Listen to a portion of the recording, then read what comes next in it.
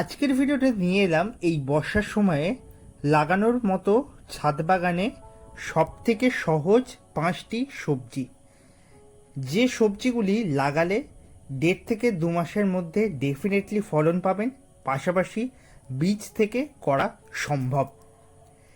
প্রধানত আমি এখানে 5 থেকে 6 রকমের সবজির বীজ আজকে প্রতিস্থাপন করে দেখাবো, যে বীজগুলো আপনারা লাগালে মোটামুটিভাবে দুর্গাপুজোর আগে সেপ্টেম্বর মাস করে আপনারা কিন্তু আগস্ট সেপ্টেম্বরে ভালো ফলন পেয়েই যাবেন। আমার এই সবজি বীজের স্টকের মধ্যে রয়েছে প্রথমত যেটি রয়েছে সেটি হচ্ছে চিচিঙে, ঝিঙে, রয়েছে শসা, বরবটি, রয়েছে করলা। প্রত্যেকটা বীজ আমি এখানে যেটা নিয়েছি F1 কোয়ালিটির সিডস।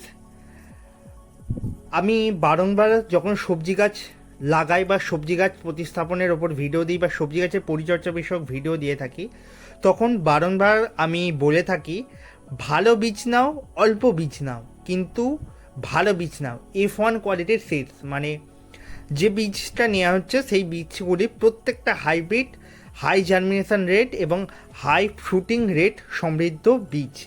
এই বীজগুলো আপনারা অনলাইনে পারচেস করতে পারেন বা লোকাল যেখানে সমস্ত সারের দোকান রয়েছে কন্ট্যাক্ট করে তাদের কাছে একদম বলে নিয়ে কিনবেন যে আমি আমার ছাদে গ্রো ব্যাগের মধ্যে বা ফলের ক্রেটের মধ্যে বা কন্টেনারের মধ্যে করব, অল্প জায়গায় ফলন দেয় এরকম কিছু আমার বীজ দরকার। সবজির বীজ বেসিক্যালি সবজি গাছের জন্য দরকার অনেকটা মাটি, অনেকটা জায়গা, কিন্তু আমরা ছাদ বাগানের মধ্যে ছোট্ট জায়গায় খুব সুন্দরভাবে করতে পারি।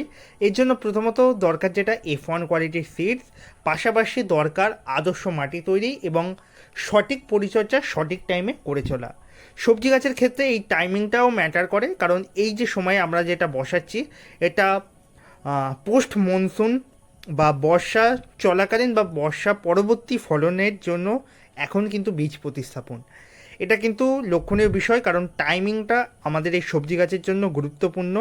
ছাদ বাগানে অনায়াসে সারা বছর সমস্ত কিছুই করা যায়, কিন্তু তবুও টাইমিং মেনে করলে ফলন এক্সট্রা পাওয়া যায়। আর F1 কোয়ালিটির সিডস হলে অবশ্যই দেখবেন দামটার ফারাক অনেক হয়। লোকাল সিডসের থেকে F1 কোয়ালিটির সিডস অনেক অনেক মানে 10 থেকে 20 গুণ দাম বেশি হয়। আমি মাত্র 3-4টে করে বীজ পেয়েছি, প্রত্যেকটা বীজ 5 থেকে 6 টাকা 10 টাকা করে দাম নিয়েছে। বুঝতেই পারছেন তাহলে কীরকম দাম হতে পারে। তো আমি বীজগুলো প্রতিস্থাপন করছি একদম আজকে আপনাদের ডিটেল হাতে ধরে দেখাচ্ছি কিভাবে বীজ লাগাবেন, কারণ অনেক বন্ধুরাই রয়েছে যারা ছাদ বাগানে এতদিন পর্যন্ত ফলের গাছ, সবজির গাছ করতেন না, ফলের গাছ করতেন, ফুলের গাছ করতে, মৌসুমি ফুলের গাছ করতে, তাদের জন্য কিন্তু এটা ভীষণভাবে দরকার।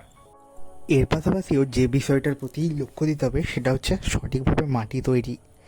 আমাদের সবজি গাছের জন্য যে মাটিটা বানাতে হয় সেই মাটিটার মধ্যে অন্ততপক্ষে 50% হলেও কম্পোস্ট থাকা দরকার, কারণ মাটিতে যতটা খাবার থাকবে সবজি গাছ কিন্তু ততটা দুটোর সাথে খাদ্য গ্রহণ করে বেড়ে উঠবে এবং ভালো পরিমাণ ফলন দেবে। সবজি গাছ কিন্তু অন্যান্য ফল গাছ, ফুল গাছের মতো নয়, এই গাছে সপ্তাহে 2 দিন হলেও খাবার দিতে হয়। একদিন দিলেন যে কোনো লিকুইড খাবার, একদিন NPK খাবার, এরকম যদি ঘুরিয়ে ফিরিয়ে রোটেশন করে দেন তাহলে কিন্তু খুব ভালো হয়। আর সবজি গাছের বীজ প্রতিস্থাপনের সময় মাথায় রাখবেন সমস্ত সময় বীজগুলো অন্ততপক্ষে 2 থেকে 3 ঘন্টা ভিজিয়ে নেবেন। 12 ঘন্টা যদি ভেজাতে পারেন আরও ভালো হয়, না হলে 2-3 ঘন্টা ভেজালে সব থেকে ভালো হয়। ঠান্ডা জলে অল্প একটু ফাঙ্গিসাইড নিয়ে নেবেন এবং সেই জলের বীজগুলো 2-3 ঘন্টা ফেলে রাখলে সেখান থেকে যে সমস্ত বীজগুলো আমরা মাটিতে প্রতিস্থাপনের জন্য নিয়ে নেব সেগুলো কিন্তু জীবাণুমুক্ত হয়ে যাচ্ছে এবং ফাঙ্গাস মুক্ত হয়ে যাচ্ছে, এবং ওগুলোতে পরবর্তী সময় ফাঙ্গাস লাগবে না এবং যে সমস্ত চারা গাছগুলো বেরোবে সেগুলোতেও ফাঙ্গাস দেখা দেবে না। আমি এখানে মাটির মধ্যে যেটা দেখতে পাচ্ছি পুরাতন যেহেতু মাটি এবং এই মাটির মধ্যে এখনও কিছু গাছ রয়েছে, এতে কিন্তু খাবার আমি ছড়িয়ে দিয়েছি। হাড়গুঁড়ো, শিংকুচি, নিমখোল, সর্ষে খোল, একটু পরিমাণ সিঙ্গেল সুপার ফসফেট ছড়িয়ে দিয়ে মাটিটাকে নেড়ে চেড়ে একসঙ্গে মিশিয়ে নিয়েছি। এরপর সোজাসুজিভাবে এতে দানাগুলো আমি বসিয়ে দিচ্ছি। আর এখানে যত কটা আমি বীজ প্রতিস্থাপন করছি প্রত্যেকটাই কিন্তু সরাসরি মাটিতে প্রতিস্থাপন হচ্ছে, মানে ফাইনাল পটে প্রতিস্থাপন হচ্ছে। আর যদি আপনাদের একান্তই দরকার পড়ে যে গাছগুলো ট্রান্সফার পদ্ধতিতে করবো তাহলে ওয়ান টাইম কাপে আপনারা প্রথমত চারা তৈরি করে নিন, তারপর আপনারা জায়গা তৈরি করে নিয়ে প্রতিস্থাপন করবেন। আমি বেসিক্যালি যে সমস্ত গাছগুলো করছি এগুলো লতানো জাতীয় গাছ বেশিরভাগটাই। তো এর জন্য আমি উপরে দেখতে পাচ্ছ, প্রথমত ভিডিও শুরুতে দেখলে ক্রিপার নেট লাগানো রয়েছে, আর এই ক্রিপার নেটেই প্রত্যেকটা গাছ কিন্তু উঠে যাবে। আর আমি যেখানে যে দানাটা বসাচ্ছি শুধুমাত্র এক ধরনেরই বসাচ্ছি, যাতে কিন্তু এই চারাগুলো যে বেড়ে উঠবে সমানভাবে খাবার পাবে এবং একই প্রজাতির গাছ থাকবে, তার জন্য কিন্তু আমরা সঠিকভাবে পরিচর্যা করতে পারবো। আর সবজি গাছ করতে গেলে অন্ততপক্ষে 4 ঘন্টা থেকে 5 ঘন্টা রৌদ্র আসে এরকম একটা জায়গা অবশ্যই দরকার পড়বে। আর সবজি গাছ করতে গেলে আগাম আমাদের প্রস্তুতি যেটা নিতে হয় সেটা হচ্ছে খাবার এবং কীটনাশক নিয়ে প্রস্তুতি হওয়া। খাবার হিসেবে আমরা কিচেন ওয়েস্ট কম্পোস্ট ব্যবহার করব, কম্পোস্ট থেকে তৈরি লিকুইডটাও ব্যবহার করব, আর ব্যবহার করব সর্ষের খোল ভেজা জল, এবং আর সঙ্গে খাবার হিসেবে রাখতে পারি এনবিকে 20-20-20 বা এনবিকে 10-26-26। খুব একটা বেশি রাসায়নিক খাবার ব্যবহার করবে না, অল্প বিস্তর রাসায়নিক খাবার দেয়া যেতে পারে। আমি কিন্তু পুরোপুরি রাসায়নিক খাবার ব্যবহার করি না, 1 থেকে 2 বার কিন্তু আমি গোটা সিজনের রাসায়নিক খাবার ব্যবহার করে থাকি সবজি গাছের ক্ষেত্রে।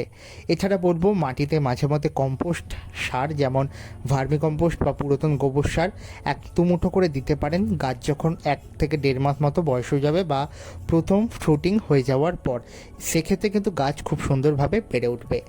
আর দ্বিতীয়ত যেটা বললাম, কীটনাশক কিন্তু গাছের রীতিমতো ব্যবহার করতে হবে, এই জন্য কিন্তু জৈব কীটনাশক ব্যবহার করতে হবে। জৈব কীটনাশক লাভা গোল্ড ব্যবহার করতে পারেন, কাকা ব্যবহার করতে পারেন, কাটাপ্পা ব্যবহার করতে পারেন, নিম তেল ব্যবহার করতে পারেন, এবং সবথেকে বড় কথা হচ্ছে অর্গানিক একটি কীটনাশক হয়, সোনালি অর্গানিকের একটি কীটনাশক। বেসিক্যালি ওই কীটনাশকটা আমি একবার ব্যবহার করেছিলাম, ভালো রেজাল্ট পেয়েছিলাম। নর্মালি কাকা, কাটাপ্পা এই ধরনের কীটনাশক দিয়েই খুব সহজে সবজি গাছ করা সম্ভব, এবং যারা বাণিজ্যিকভাবে করতে চাইছেন তারা রাসায়নিক ব্যবহার করতেই পারেন, বা বলবো রাসায়নিকটা ব্যবহার করার দরকার মাঝে মধ্যে, না হলে কিন্তু গাছে যে সমস্ত পোকাগুলো লেগে যায় সেগুলো কিন্তু তাড়ানো সহজে যায় না। আমি কিন্তু দেখতে পাচ্ছ এখানে একটা একটা করে কিন্তু বলতে বলতে তোমাদের জিনিসগুলো আমি কিন্তু সমস্ত বীজগুলোই প্রতিস্থাপন করে ফেলছি।